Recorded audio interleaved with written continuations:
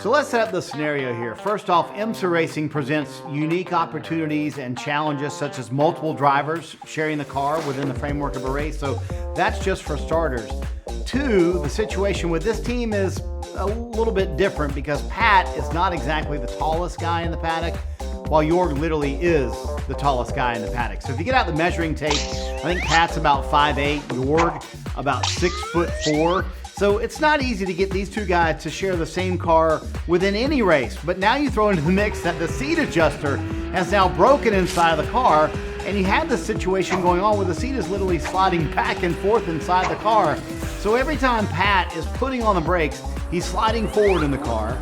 Every time he's hitting the gas, he's sliding back in the car, and this is happening 20 times a lap. There's 10 corners at Mosport. Then you throw in a mix of that, the traffic, and then in the middle of all that, you have to keep in mind, oh, by the way, they're leading the race. So finally, eventually, Pat's seat gets locked all the way back in Jorg's 6'4" position.